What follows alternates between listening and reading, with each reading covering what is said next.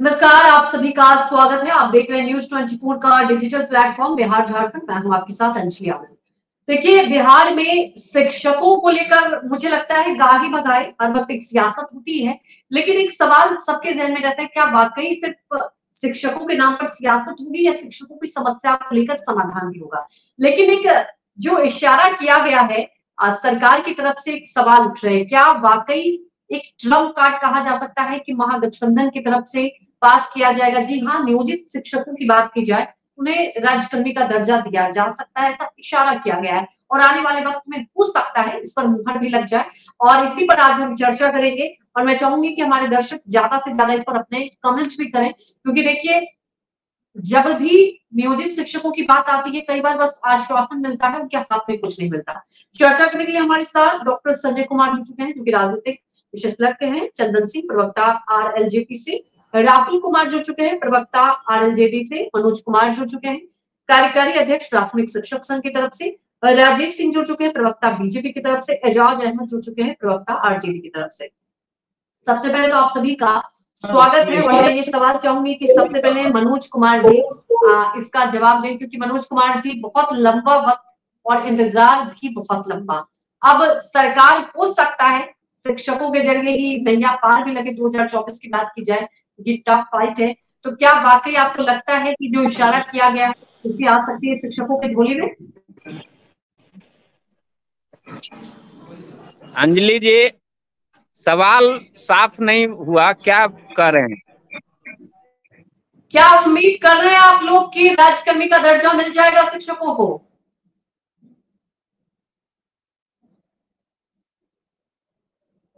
लगता है मनोज कुमार जी आपका नेटवर्क नहीं मिल पा रहा है और आप जो कह रहे हैं वो सुनाई नहीं दे रहा। आप अनम्यूट कीजिए सबसे पहले अपने आप को।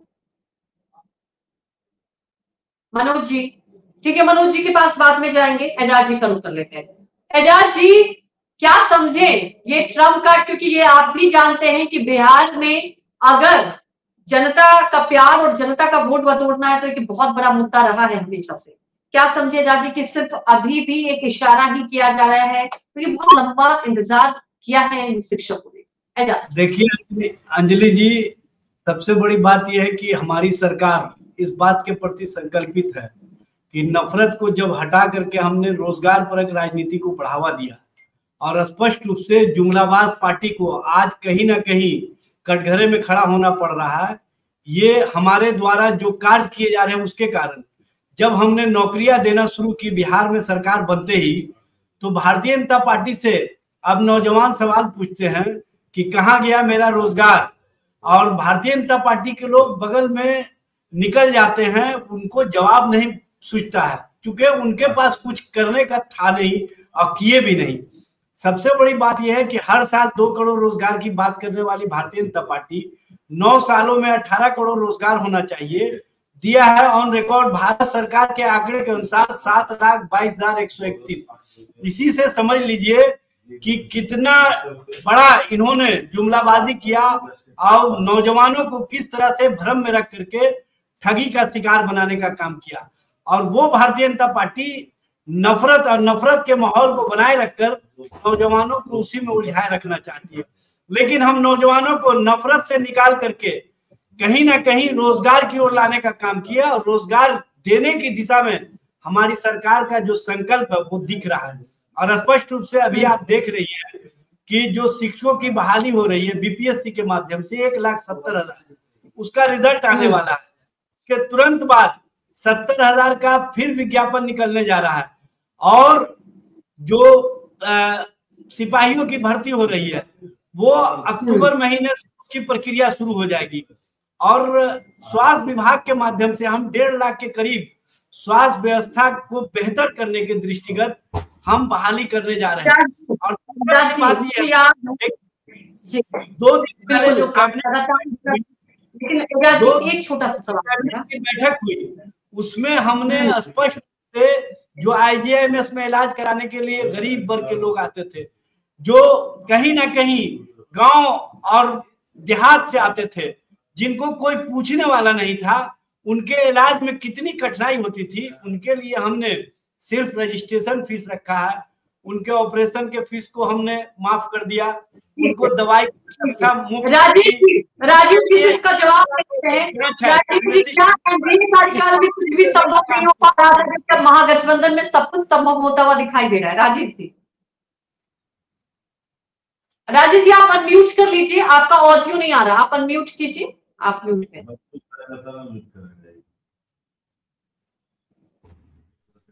हाँ, हेलो हेलो अंजलि जी, सुनाई दे रहा है? हाँ हेलो जी, आप अंजलि जी पूरा बिहार अभी डेंगू से मर रहा है, कोई इलाज की व्यवस्था नहीं है। आप जाके भी हॉस्पिटल देख लीजिए, पीएमसीएच से लेके नालंदा मेडिकल कॉलेज सोनावर पानी लगा हुआ है। और जहां तक रोजगार की बात करते हैं, इनके नेता जो है, इनके नेता एसी में रहने वाले हैं, आपके परिवार में कोई आप बोल रहे थे कि हम सब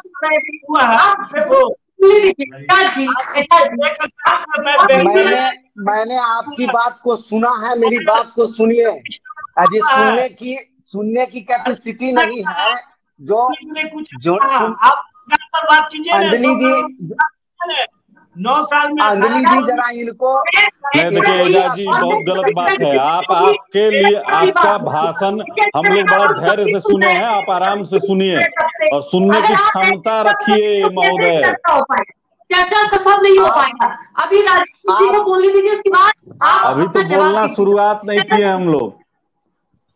अभी पहले आप डाटा पर आइए ना, डाटा पर आइए। आपके नेता ने कहे थे कि जिस दिन हम गद्दी संभालेंगे 10 लाख वैकेंसी दिएंगे। कितना वैकेंसी डाटा में दिए हैं? पहला वैकेंसी दिए हैं तो पहले का जो आपको गणित आता है जोड़ लीजिए। नहीं, पूरा गणित आता है, गणित पूरा बिहार देख रहा है। 10 लाख आपने रोजगार दे दिया, डेंगू का इलाज कर लिया।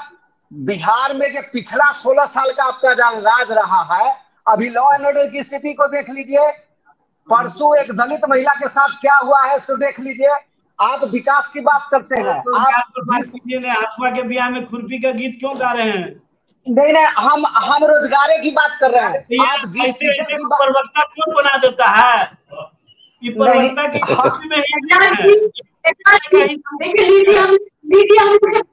देखिए, मेरा मकसद ये चर्चा करने का कि शिक्षक बहुत लंबा इंतजार करते। मैंने पहले भी कहा, जब मैंने डिबेट की शुरुआत की थी तब यही कहा था एजाज जी। और देखिए, हर कोई शिक्षकों को लेकर राजनीति किया, चाहे एनडीए की बात कर ले, महागठबंधन की। एजाज जी, मुझे याद है तेजस्वी यादव ने पहले ही कहा था जब वो विपक्ष में थे कि मैं सत्ता में आते ही ये कदम उठाऊंगा। कितनी बार लाठियां महागठबंधन की सरकार ने शिक्षक खाते या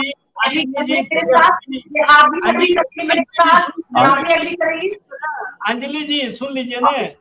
अंजलि जी, ये लोग भूमिका बनाने वाले लोग हैं और ये लोग भूमिका बनाने वाले लोग हैं।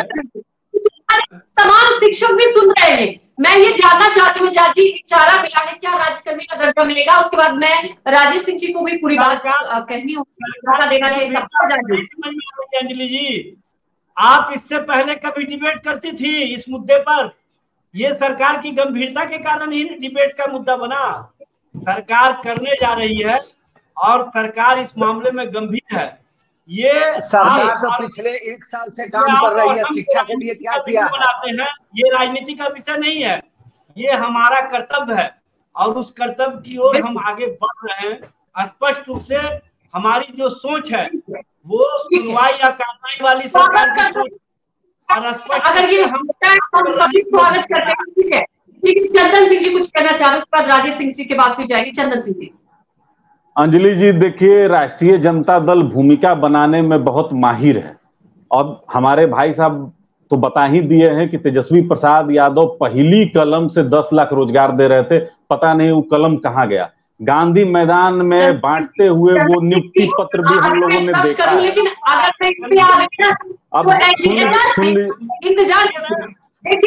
अंजलि जी, तो फिर मैं बीजेपी से भी सवाल पूछता हूं, ये आप भी समझते हैं ये बात? अंजलि जी, नियोजित शिक्षकों को मजबूर किया गया कि बीपीएससी के माध्यम से वो एग्जाम दें और इसमें कितने शामिल हुए और कितने ऐसे हैं जो शामिल इसमें नहीं हुए। यही वो सरकार है कि डकबंगला चौराहे पर और आर ब्लॉक गोलंबर पर शिक्षकों को दौड़ा दौड़ा कर पीटती है, और ये आए दिनों की बात हो गई है। अब जो इनके महकमे में मंत्री हैं जो शिक्षा देखते हैं, वो लगातार रामचरितमानस पर बात करते हैं, ये किसी से छिपी हुई बात नहीं है। और किस तरीके से उसी विभाग के सचिव महोदय के पाठक से इन लोगों का विवाद हुआ, देखिए इनके पेट में दर्द हो जाता है। जब इनको आईना दिखाया जाता है तो इनके पेट में दर्द हो जाता है। तेजस्वी प्रसाद यादव का बयान आपको याद होगा कि बिहार चयन आयोग का नाम बिहार लीक आयोग कर देना चाहिए और हर एक छात्रों के अकाउंट में पैसा डालना चाहिए। आज वो तेजस्वी प्रसाद यादव, देखे दुर्भाग्य बिहार का कि बिहार के डिप्टी सीएम खुद नौवीं हैं, उनको शिक्षा से कोई लेना देना नहीं है। तो ये झूठ का जो पुलिंदा इन्होंने जो बिहार के शिक्षक बहुत मेहनती हैं, वो इनका झूठ जानते हैं कि किस तरीके से ये षड्यंत्र कर रहे हैं। और देखिए बिहार शिक्षा में इतना पिछड़ा हुआ है अंजलि जी कि बिहार के मेधावी छात्र बिहार से बाहर कोटा में जाकर पढ़ते हैं, वो बेंगलोर में जाकर पढ़ते हैं, वो दिल्ली में जाकर पढ़ते हैं, लेकिन बिहार में शिक्षा का नामो निशान नहीं है। क्वालिटी ऑफ एजुकेशन बिहार से समाप्त हो गया है, पलायन कर गया है। और इसके लिए ये 15 साल और 17 साल का जो राज्य है, जो सत्ता भोगे हैं, ये लोग जिम्मेवार हैं। समझ गई मैं, और ये मैं सभी पैनलिस्ट से कहूंगी, चर्चा महत्वपूर्ण है। पूरी तरीके से राजनीतिक इस्तेमाल इसका करना चाहते हैं। मैं मानता हूं कि नियोजित शिक्षकों को ये जरूर परमानेंट करना चाहते हैं, लेकिन इसका राजनीतिक इस्तेमाल ही इनकी मंशा है। उनका जीवन स्तर सुधरे और पुरानी मांग उनकी पूरी हो, ऐसा इनका मंशा नहीं है। चंदन सिंह जी अनम्यूट कर मजबूरन करना पड़ जाएगा। डॉक्टर संजय कुमार जी, जो चंदन सिंह जी भी जिक्र कर रहे हैं, और देखिए ये सवाल उठेगा क्योंकि लोकसभा चुनाव नजदीक है और बिहार में आप देख रहे हैं नीतीश कुमार कितने कंफ्यूज दिखाई दे रहे हैं। क्या ये फैसला जो होगा ये ट्रम्प कार्ड समझा जा सकता है? और चंदन सिंह जी जो जिक्र कर रहे हैं, क्या इसमें कुछ सच्चाई है? क्या वाकई ये चुनावी मुद्दा है, इसलिए इस वक्त को ये रखा गया है कि उन्हें राजकर्मी का दर्जा दिया जाएगा? कैसे समझे संजय कुमार जी? देखिए, हर पार्टी राजनीति करती है और ऐसा कुछ नहीं है कि जो पार्टियां सत्ता में होती है, सरकार में होती है, तो जिन चीजों को वो लाभ देती है उसका राजनीतिक फायदा वो नहीं उठाती है। विषय ये नहीं है, विषय ये है कि लंबे इंतजार के बाद वो नियोजित शिक्षक 2003 में जो शिक्षा मित्र बने, 6 में नियोजित शिक्षक बने, और लंबे इंतजार और लंबे संघर्ष के बाद, ठीक है जिन कारणों से हो सकता है कि उनका संघर्ष की परिणति ही हो, लेकिन अगर सरकार राज्यकर्मी का दर्जा देने जा रही है तो उनके लिए तो एक बहुत सुखद क्षण है। मैं तो कई बार इस पर बोला हूं कि एक ही छत के नीचे कोई नियोजित शिक्षक है, कोई शिक्षा मित्र है, कोई बीपीएससी से अपॉइंटेड शिक्षक है, कोई परमानेंट शिक्षक है, शिक्षा की गुणवत्ता क्या होगी? कम से कम उस परिसर में जो मौजूद है उनको लगे तो कि हम बराबर हैं। तो 4 लाख शिक्षक अगर राज्य कर्मी का दर्जा सरकार देने जा रही है, लगता है कि अक्टूबर में या दशहरा के पहले इन लोगों को राज्य कर्मी का दर्जा मिल जाएगा।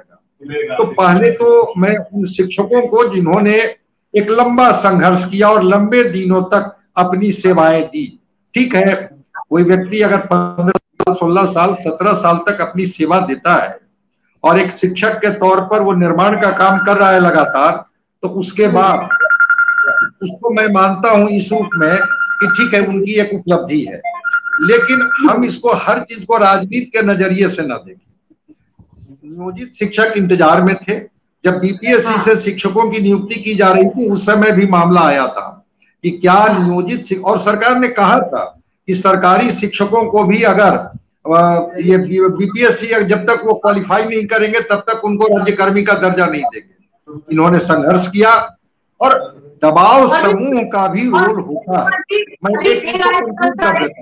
बात आपने कही, राजनीति तो हर कोई करता है, लेकिन अगर शिक्षकों का भला हो जाए तो मुझे लगता है ये बिहार की जनता के लिए बड़ी उपलब्धि है। मनोज कुमार जी हमारे साथ जुड़े हैं। मनोज कुमार जी, क्या इसके लिए स्वागत करते हैं आप इस फैसले को, क्योंकि ये जल्द से जल्द लागू हो सकता है? राहुल कुमार जी आपके पास पहुंचते हैं, मनोज जी से पहले रिएक्शन ले लें। मनोज जी, कैसे समझते हैं आप इस फैसले को? जी जी, अंजलि जी आपका बहुत बहुत धन्यवाद है कि आपने बिल्कुल समसामयिक विषय पर परिचर्चा शुरू किया है और इसमें महत्वपूर्ण राजनीतिक दल के लोग हैं। देखिए, आपको हम दिख रहे होंगे, अभी हम गाड़ी में हैं और एक गाड़ी जो है भारत शिक्षा यात्रा की गाड़ी है और हम लोगों ने पूरे राज्य में हमारे सभी शिक्षकों को, जो भी स्थानीय निकाय द्वारा नियुक्त शिक्षक हैं, उनको राज्यकर्मी का दर्जा देने के लिए और दर्जा के साथ ही साथ पुरानी पेंशन योजना का लाभ देने के लिए भारत शिक्षा यात्रा पर छुट्टी लेकर निकले हुए हैं हम लोग। ये दुर्भाग्य है इस देश का और इस राज्य का कि शिक्षक को अपने मूलभूत चीजों के लिए और शिक्षा के लिए यात्रा करनी पड़ती हो।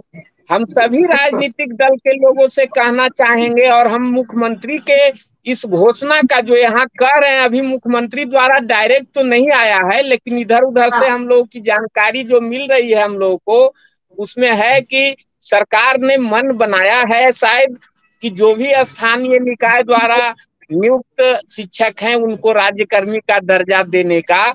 इसका बिहार राज्य प्राथमिक शिक्षक संघ स्वागत करता है।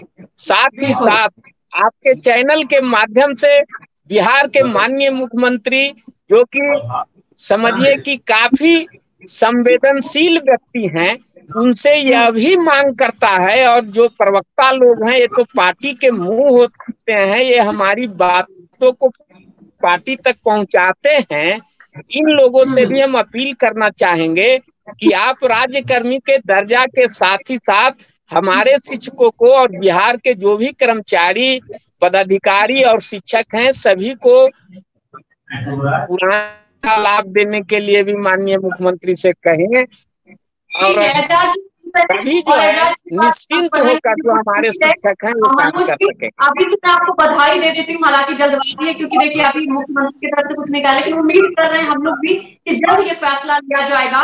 राहुल जी क्या वाकई बहुत लंबे इंतजार के बाद कैसे किया जा सकता है? राहुल जी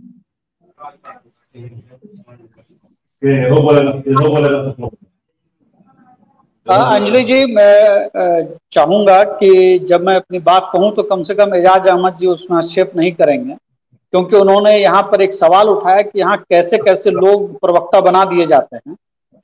तो मुझे ये लगता है कि सबसे पहले एजाज अहमद जी को तो ये बताना चाहिए कि रोजगार और नौकरी में क्या फर्क होता है। कोई भी सरकार 2 करोड़ लोगों को नौकरी नहीं दे सकती है इस देश के अंदर। हर साल रोजगार क्रिएशन करने का काम सरकार कर सकती है। अभी जो फॉर्मल सेक्टर है इस देश के अंदर, लगभग 2.5-3 करोड़ लोग फॉर्मल सेक्टर में नौकरी कर रहे हैं। बाकी जो 97% लोग जो काम करते हैं इस देश के अंदर, वो रोजगार में आता है।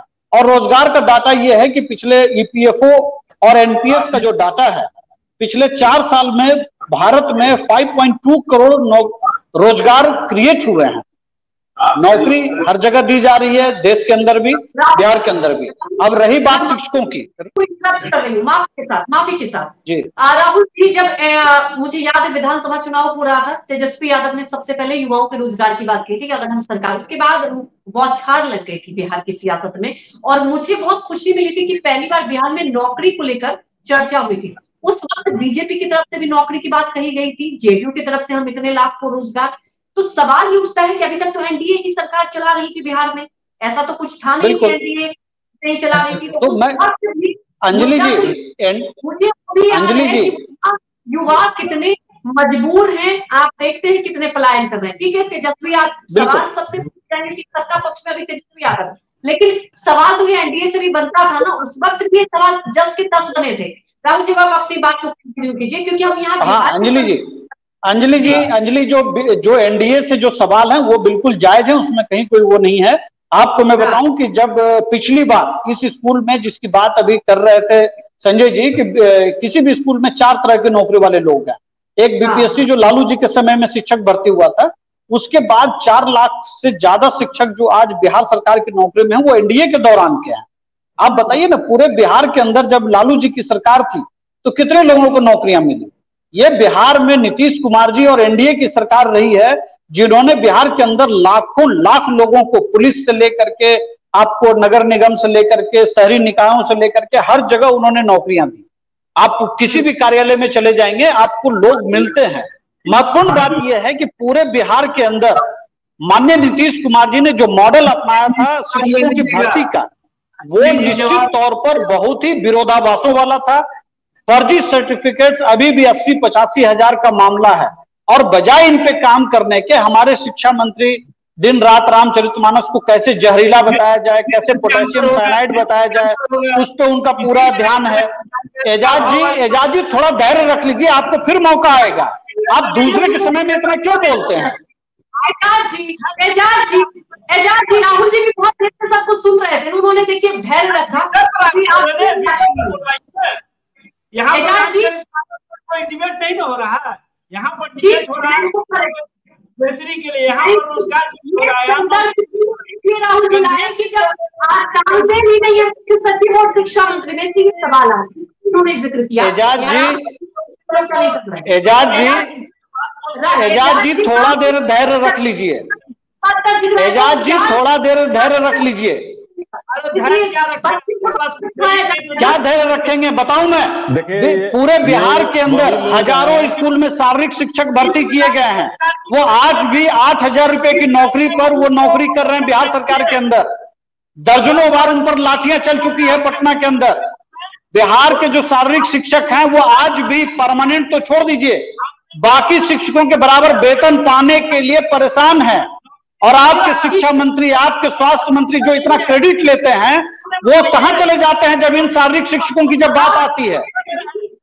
फैक्ट पे बात कीजिए ना एजाज अहमद जी, फैक्ट पे बात कीजिए, आंकड़ों पर बात करिए। ऐसे कुछ भी बोल करके चले जाने से नहीं होगा ना। 2022 तक कितने नौकरियां दी, कितने रोजगार दिए, ये आंकड़ों से हमको झूठा साबित कीजिए। और हम आंकड़ों से बताते हैं कि 9 अगस्त 2022 राजीव सिंह जी, क्या आपको नहीं लगता है एजाज जी आप क्या नहीं सुनता? एजाज जी व्यूअर कंफ्यूज हो जाएंगे। आपके संजय जी ने बहुत तरीके से समझाए अभी जो ठीक है, हमने पहले कह दिया एजाज जी आपने अगर सरकार की फैसला लेके स्वागत की होगी। और मैं राजेश सिंह जी से एक सवाल पूछना चाहती हूँ। राजेश सिंह जी, ये बात तो आप भी मानते हैं कि चाहे कोई पॉलिटिकल पार्टी है, राजनीति एक हमेशा मुद्दा रहा है और हमेशा से बिहार में युवा एक केंद्रित मुद्दा रहा है, तो क्या जिम्मेदारी तो हर पार्टी की थी, है ना? तो सवाल तो सबसे, क्योंकि मुझे याद है कई बार मैंने सड़कों पर देखा इन शिक्षकों को अपनी मांग को रखते हुए, सालों साल लंबा वक्त बीत गया, मुझे याद है कोविड काल बीत गया, कई बार कहा गया अब ठीक है, इंतजार महागठबंधन ने भी कराया, कई बार महागठबंधन की सरकार बनी, उसके बाद भी शिक्षक आए सबको, लेकिन अब अगर सरकार फैसला लेती, ठीक है 2024 लोकसभा चुनाव के मद्देनजर ही फैसला लेती है, तो आपको नहीं लगता उन शिक्षकों का तो भला हो जाएगा? और आप सबको इस फैसले का स्वागत करना चाहिए अगर नीतीश कुमार ये फैसला वाकई देते हैं, क्योंकि अभी बस ये वायुमंडल में खबरें चल रही हैं, लेकिन जब तक मुहर नहीं लग जाती, देखिए उम्मीद ही कर सकते हैं। राजेश सिंह जी, और मैं चाहूंगी कि सब आप लोग सकारात्मक चर्चा करें। एजाज जी पहले सुन लें, उसके बाद मैं आपके पास आऊंगी, फिर आप रिएक्शन दीजिएगा। राजेश सिंह जी पहले अनम्यूट कीजिए। राजेश सिंह जी आप अपने आप को अनम्यूट कीजिए, तभी सुन पाएंगे।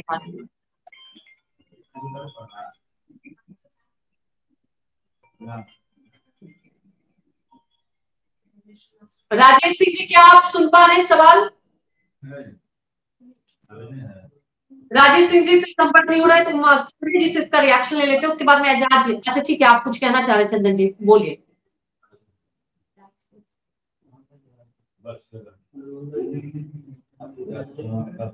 ऐसा है अंजलि जी कि देखिए एजाज जी तो खैर किसी को सुन नहीं रहे हैं।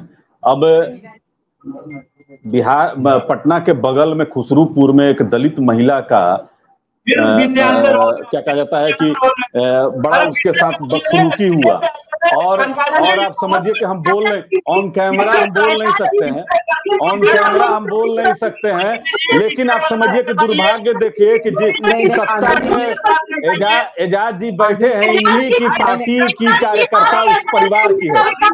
अब एजाज जी सुनने को तैयार नहीं हो रहे हैं।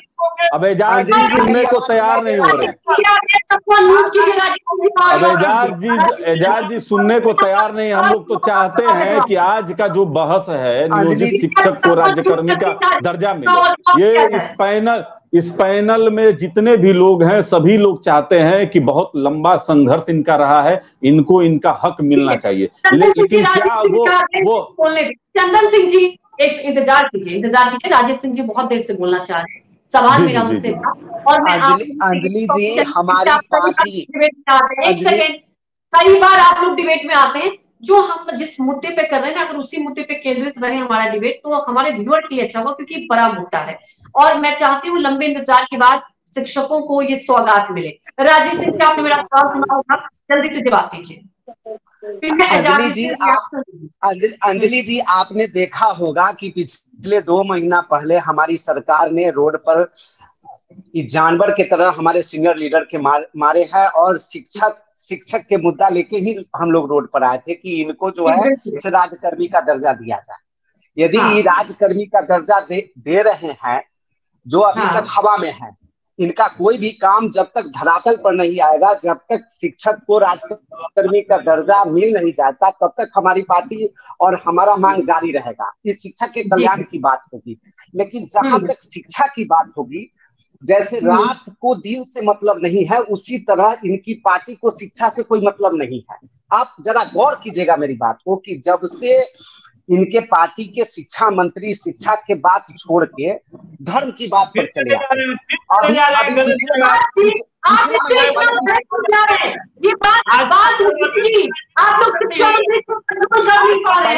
एजाज जी मेरी बात को सुनने की कोशिश कीजिए, सुनने की कोशिश कीजिए और जवाब देने का मौका नहीं था, लेकिन ऐसे चर्चा नहीं हो पाएगा। राजेश सिंह जी भी तो सुन रहे हैं आपको तरफ से। राजेश सिंह जी आप अपनी बात पूरी। अब ऐसे लोगों को अंजलि जी आप बैठा लीजिएगा तो यही सब होगा। 3 महीना आदत खराब है ना अंजलि जी, लोगों का आदत खराब है, सही बात कर नहीं सकते हैं, सही बात का जवाब सुन नहीं सकते हैं। आता ही नहीं है तो क्या सही बात कीजिएगा। पूरा दुनिया देख रहा है बीजेपी को आजाद जी, पूरा दुनिया देख रहा है। और जहां पर आप लोग क्या कर रहे हैं पता है, एक भी शिक्षा अभी अंजलि जी आप जरा सुनिए, इनकी सरकार है, सुनेंगे नहीं बात को, इनकी सरकार है। 3 महीना पहले हमारी महिला शिक्षिका अंजलि जी अपनी तरफ से म्यूट कर दीजिए ना जो ज्यादा बोल रहे हैं। जी आप समझिए हालात, हम क्यों चर्चा करने आए। और देखिए एक बात मैं आपको बिल्कुल पैनलिस्ट को कह दूं, ये जो बार बार जिक्र किया जा रहा है चाहे राहुल जी से, चंदन जी से, राजेश जी से, रामचरितमानस को लेकर, देखिए क्या होता है ना, शिक्षा मंत्री की बड़ी जिम्मेदारी, ये तो किसी से छिपा नहीं है कि आपके मुख्य सचिव और शिक्षा मंत्री में तालमेल नहीं है। शिक्षा कैसे मजबूत होगा, ये कहते हैं ना शिक्षा एक ऐसा सेक्टर है सब कुछ से ऊपर है, पॉलिटिकली ऊपर है। तो एजाज जी आप सुन लीजिए, उसके बाद मैं आपसे रिएक्शन लूंगी। मुझे संजय जी के पास भी जाना है, मनोज जी, राजेश सिंह जी जल्दी बात कीजिएगा। नहीं अंजलि जी इनके पार्टी का ये आदत है, अब राज्यसभा में महिला आरक्षण बिल पर बात करना था तो इनके राज्यसभा के मनोज झा जी हैं तो बात कर रहे हैं कि भाई ठाकुर का तालाब तो ठाकुर की रोटी तो क्या क्या। अब इनका आदत है इनके पार्टी का। मेरे मित्र मैं वो एजाज जी से एक क्वेश्चन पूछना चाहता हूँ। जो माताएं बहनें जो हमारी टीचर है 3 महीना पहले आए हैं आंदोलन में, आपके पुलिस मेल पुलिसकर्मी उसको इतना मारे हैं, क्या उस दिन आपको टीचर पर दया नहीं थी? आज सिर्फ आपका चुनावी स्टंट है जिसके कारण आप सोच रहे हैं होगा कि नहीं, भगवान जाने, हो जाए तो मेरी पार्टी के लिए एक बड़ी उपलब्धि होगा, एक मास्टर के लिए बहुत बड़ी बात होगी। लेकिन उस दिन आप लोग की दया नहीं थी कि एक महिला अपने घर परिवार छोड़ के पानी के बछौर और लाठी माने। उस दिन आपके नेता जो कहे थे कि मैं 10 साल, अगर ऐसा फैसला होता है तो आप लोग स्वागत करेंगे इस फैसले को, अगर एकदम स्वागत करेंगे, ठीक। लेकिन इनका चुनावी नहीं होना। अंजलि जी मैं एक सवाल करना चाहता हूँ एजाज जी से, मैं एक छोटा सा सवाल करना चाहता हूँ। बात शिक्षा की हो रही है, इस देश का रिपोर्ट ये कहता है कि बिहार अकेला ऐसा राज्य है जहां औसतन 70 बच्चे पर एक टीचर है। अगर आपने 1.5 लाख नौकरियां दी भी या 25,000 या 50,000 जो भी आप देने की बात कर रहे हैं, पहली बात तो कि ये जो पेरेंट्स टीचर का जो बच्चों का और टीचर का जो रेशियो है वो वर्स्ट स्थिति में है इस देश के अंदर। उसके बाद अगर 4 तरह के टीचर अगर एक क्लासरूम में बैठेंगे तो पढ़ने का माहौल पहले से नहीं है नंबर ऑफ स्टूडेंट्स की वजह से। उसके बाद 4 अलग अलग मानसिकता के लोग अगर स्कूल में बैठेंगे। एजाज जी देखिए, सबसे बड़ी बात यह है कि भारतीय जनता पार्टी या उनके एलाइज के जो लोग हैं ये विषयों की जानकारी लेकर के नहीं बैठते हैं। ये उत्तर प्रदेश कर रहे हैं, उत्तर प्रदेश में किस तरह से वहां पर शिक्षा का स्तर गिर गया है और शिक्षकों के साथ किस तरह से व्यवहार होता है। मतलब आप विषय का बात नहीं कीजिएगा और जानकारी हम लोग के पास नहीं है। आपको विषय की जानकारी है, आप बहुत विषय के जानकार हैं, आपके प्रोफेसर जिनको आप राज्यसभा भेजे हैं आपको जानकारी है, आप ही बहुत ज्यादा जानकार हैं। एजाज जी आपकी जानकारी के लिए बता दूं, अंजलि जी अरे आप जंगल राज का जन्मदाता आप लोग हैं। अरे आपके नेता कितने पढ़े लिखे, 9वीं पास न है जी, 9वीं पास न है तेजस्वी प्रसाद यादव जी, और कितना है? आप देखिए दोनों भाई को, क्या आपका लैंड फॉर जॉब का मामला है, चारा घोटाले का मामला है, इस सब पर ध्यान दीजिए। ये कुछ छिपा हुआ है। टिप्पणी करने से बचे, क्योंकि न्यूज़ 24 कभी कतई नहीं मैसेज ट्वीट करता। हमारा मकसद है कि आखिर जनता का क्या भला होगा। एजाज जी सवाल सुनने की हिम्मत रखिए। एजाज जी मैं बात कर रही हूँ बिहार की। क्या आपको लगता है कि जो सरकार आई है महागठबंधन की, आप भी जानते हैं कि सरकार से ही जो सत्ता पक्ष में होगा जाएंगे, विपक्ष का था, जब आप लोग भी विपक्ष में थे सवाल पूछते थे। जी ये फैसला होगा तो यकीन मानिए हम सब बिहार की सवाल पूछते नहीं, आप बिहार की जनता का स्वागत। लंबा चौड़ा सवाल कीजिएगा एजाज जी, आप सेंसर को भी भूमिका बताएंगे, आप सेंसर को भी भूमिका बताएंगे। मतलब पहले तो इनको महिलाओं से बात करने का इनको तरीका और लहजा इनको सीखना चाहिए, किस तरीके से महिला एंकर से बात किया जाता है वो भी इनको तमीज नहीं मालूम है। इस तरीके के लोगों को मत बैठाया कीजिए। देना शुरू किया, ये कहीं ना कहीं एनडीए एलायंस के लोगों को और भारतीय जनता पार्टी को बुरा लगता है, क्योंकि इनको रोजगार की राजनीति पसंद नहीं है, इनको रोजगार वाली बात पसंद नहीं है। ये सबसे पहले बता देने कि हमने 10 लाख नौकरी की बात की, हम तो देना शुरू कर दिए। ये 19 लाख रोजगार की बात किए थे और 2020 से 8 अगस्त 2022 तक ये सत्ता में रहे, कितने लोगों को रोजगार दिए ये बता दें स्पष्ट रूप से। मैं आंकड़ों के साथ इनसे बोल रहा हूँ, मैं स्पष्ट रूप से कहना चाहता हूँ कि इन्होंने कितने लोगों को रोजगार दिया या नौकरियां दी, ये बता देने। अंजलि जी आप भी उस भ्रम की राजनीति में फंस जाती हैं, आपको नहीं। अरे आपके तरफ फर्जी आंकड़ा थोड़े लेके बैठता है लोग कि पहले से नौकरी कर रहा है, उसको आप प्रेशर दे के बुलाते हैं कि नियुक्ति पत्र लीजिए। इसी गांधी मैदान में जब नियुक्ति पत्र आप बांट रहे थे तो कई चैनलों ने इसका स्टिंग ऑपरेशन किया और ये अभी आपको मौजूद है, यूट्यूब पर जाइए आपको मिल जाएगा। आपको तो सुनने का आपको आदत नहीं है एजाज जी, अब कह देने से होगा। अंजलि जी कह देने से होगा। चिमकी बुखार से बच्चे मर रहे थे मुजफ्फरपुर में, वहां पर जब लोग गए, अरे अभी डेंगू से लोग परेशान है, कहाँ आपके स्वास्थ्य मंत्री हैं? तेजस्वी प्रसाद यादव स्वास्थ्य मंत्री हैं, कहाँ हैं? अभी डेंगू से जाके घूम रहे हैं बाहर। पूरा बिहार त्राहिमाम कर रहा है, खुद बिहार के मुख्य सचिव को लेकर जाना पड़ा है एयर एम्बुलेंस से दिल्ली। अब इससे बड़ा कुछ हो सकता है? पटना के डीएम डेंगू से पीड़ित थे। ऐसे डिबेट नहीं होता है। एक तो आप प्रवक्ताओं पर टिप्पणी कर रहे हैं, उसके बाद आप एंकर का भी काम बता देते हैं कि कैसे सवाल पूछते नहीं पूछते। एजाज जी आपके मन का हमेशा सवाल नहीं पूछा जाएगा, हमारा काम है। आप मैंने पहले ही कहा अगर ऐसा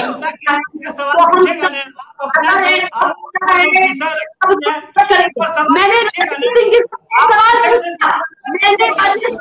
सवाल पूछा कि आप लोग क्यों नहीं स्वागत करते इस फैसले को, और राजनीति मैंने पहले ही कहा था, लेकिन इसका मतलब ये नहीं कि आपके पार्टी के हर फैसले का हमारा काम है सवाल पूछना है। जानती वो सवाल जैसे आप भी जानते हैं, पूछिए जो विषय आप रखे हुए हैं उसी विषय पर सवाल पूछिएगा। मैंने उसी सवाल पूछने अंजलि जी एक बात खाली हम तो पूछने का अंजलि एक बात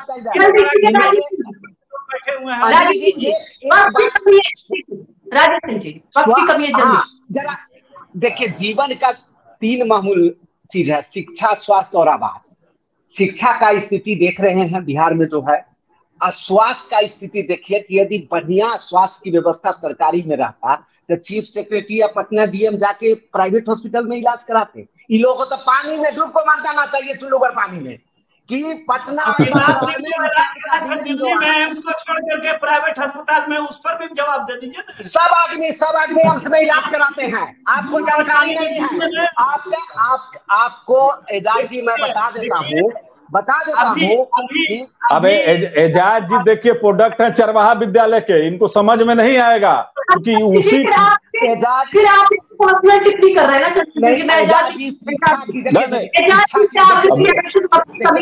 अंजलि जी मैं एक छोटी सी बात, राजेश अंजलि जी फैसला होता है तो राहुल जी को भी मौका दीजिए। अंजलि जी ठीक है, चंदन सिंह जी, एजाज जी, क्या जो अभी हम लोग सुन रहे हैं ये इस पर मुहर लग जाएगी अगले कैबिनेट की बैठक में? देखिए आप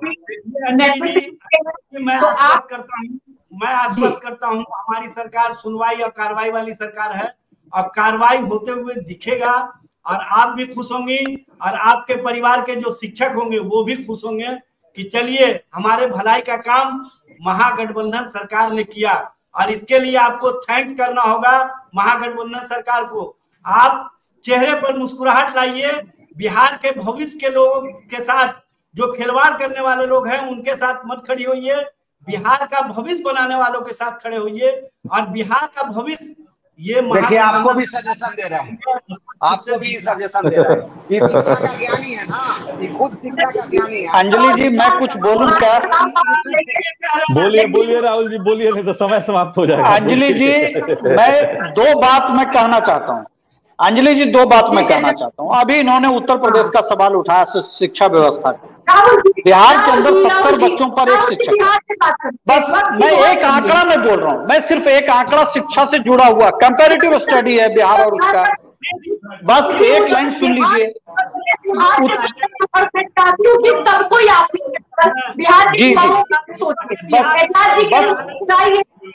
मैं वही बात कह रहा हूँ, मुझे सुन लिया जाए, बस एक लाइन सुन लिया जाए। अंजलि जी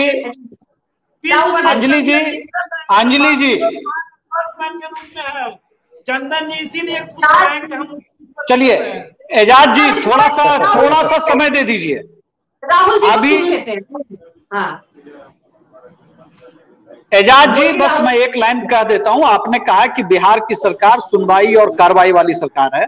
आपको पता है कि पिछले दिनों माननीय मुख्यमंत्री जी ने जो रेवेन्यू डिपार्टमेंट है, भूमि और रेवेन्यू डिपार्टमेंट है, उसके तमाम तबादलों को उन्होंने रद्द कर दिया। ये बात चर्चा में आई कि उसमें करोड़ों रुपए का लेन देन हुआ ट्रांसफर में। आप ऐसी सुनवाई और कार्रवाई वाली आपकी सरकार है कि आपकी पार्टी का एक मंत्री होता है और उसके तबादलों पर मुख्यमंत्री जी को रोक लगाना पड़ता है क्योंकि उसमें करोड़ों रुपए के ट्रांजेक्शन होते हैं। तो आप जो सुनवाई और कार्रवाई वाली आपकी सरकार है, दरअसल ये भ्रष्टाचार नियोजित सरकार है। के साथ क्या हुआ था? राहुल जी, चंदन जी और राजेश सिंह जी, आप लोग डिबेट में आए, हो सकता है एजाज जी कह रहे हैं कि एक वक्त आएगा हम लोग मुस्कुराएंगे। हम लोग यही चाहते हैं कि एक वक्त आए कि बिहार के युवा को रोजगार मिले।